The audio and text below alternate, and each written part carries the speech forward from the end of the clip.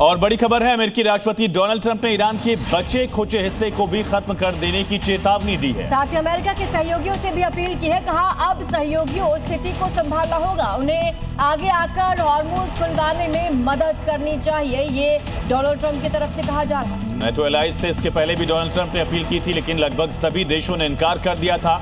एक बार फिर से डोनाल्ड ट्रंप ने कहा कि हॉर्मुज़ को खुलवाने के लिए सहयोगी देशों को साथ आना होगा।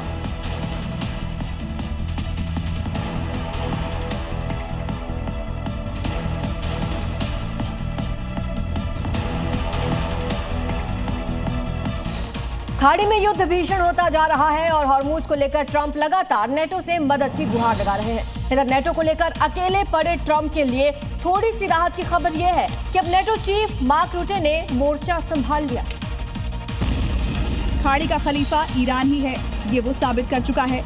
हॉर्मुज़ पर अलग थलग पड़ चुके ट्रंप कह रहे हैं कि नाटो देशों को अमेरिका की मदद करनी चाहिए, लेकिन नाटो देश साफ इनकार कर रहे हैं।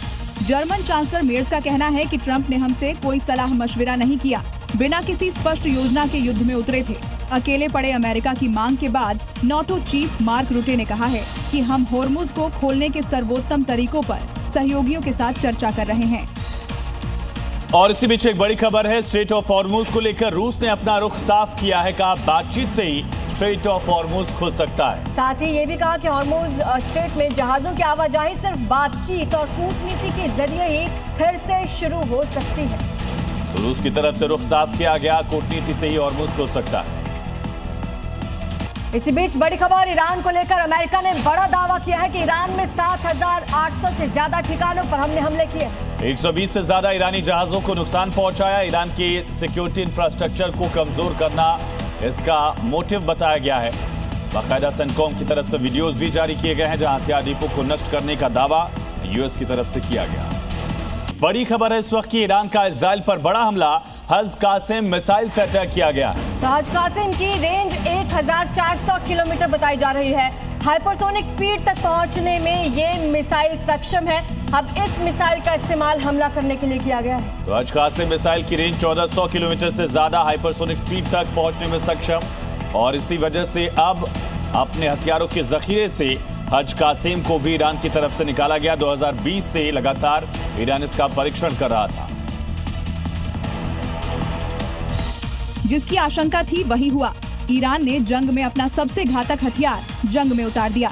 ऑपरेशन ट्रू प्रॉमिस 4 के 59वें चरण में आई आरजीसी ने हज कासिम बैलिस्टिक मिसाइल से तेल अवीव, यरूशलेम और बेत शेमेश जैसे इलाकों को निशाना बनाया है। ईरान का दावा है कि हज कासिम की 1400 किलोमीटर की रेंज है, साथ ही 500 किलोग्राम का वॉरहेड से सटीक हमला करती है।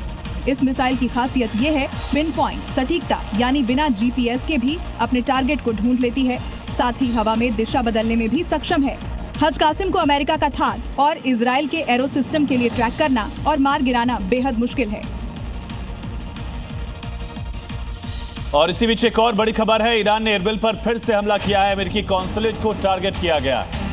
तो ईरान ने एरबिल पर बड़ा अटैक किया है। तस्वीरें सामने आई हैं, यहाँ पर अमेरिकी कॉन्सुलेट को निशाना बनाया गया है और ये जोरदार हमला ईरान की तरफ से किया गया। तो इराक के 2 अहम शहरों को लगातार ईरान टारगेट कर रहा है, उसमें राजधानी बगदाद और दूसरा सबसे अहम शहर एरबिल, ये दोनों ईरान के टारगेट पर हैं।